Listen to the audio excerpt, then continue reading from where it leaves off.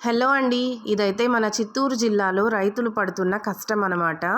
మంచిగా పంట చేతికొచ్చేసింది అంటే మామిడికాయలు, మామిడి పండ్లు మంచిగా పండాయి ఈసారి. ఎలా పండాయంటే అసలు చాలా ఎక్కువగా పండాయన్నమాట.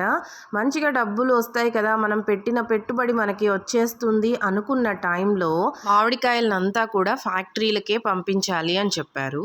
సరే ఫ్యాక్టరీలకే వేసేద్దాము అని చెప్పి వెళ్తే అక్కడ డే అండ్ నైట్ కష్టపడి ఉంటే కూడా టోకన్స్ దొరకడం కష్టమైపోతోంది. అండ్ మార్నింగ్ 3 o'clock నైట్ అంతా కూడా అక్కడే పడుకొని వెయిట్ చేస్తూ ఉన్నారంట.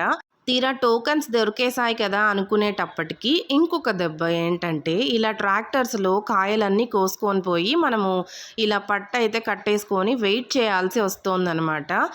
బికాస్ చాలా ట్రాక్టర్స్ అన్నీ ఉన్నాయి కదా, సో అవన్నీ అన్లోడ్ అయిన తర్వాత కానీ ఇంకొక ట్రాక్టర్ రాదు. అండ్ ఈ టైంలో మనం తీసుకెళ్ళిన పంట మామిడికాయలు ఏమవుతాయో తెలీదు. అండ్ 1-2 రోజులకే మొత్తం అయితే కుళ్ళిపోతాయి, ఇలా అవుతూ ఉంటుంది కదా.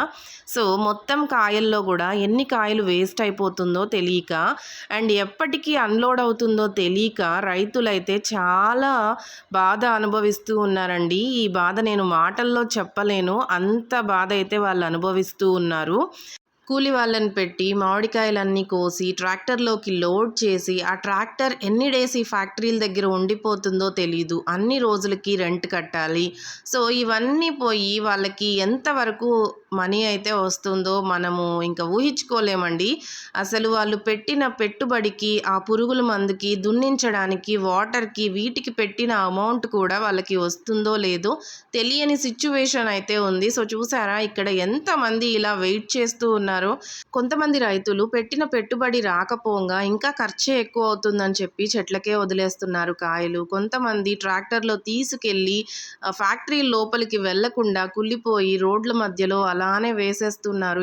మనకి అన్నం పెట్టే రైతు కంట్లో కన్నీరు చూడడం ఎంతవరకు కరెక్టో నాకైతే అర్థం కావట్లేదు. రైతు కష్టం అందరికీ తెలియాలి అనే ఉద్దేశంతో నేనైతే వీడియో షేర్ చేస్తున్నానండి.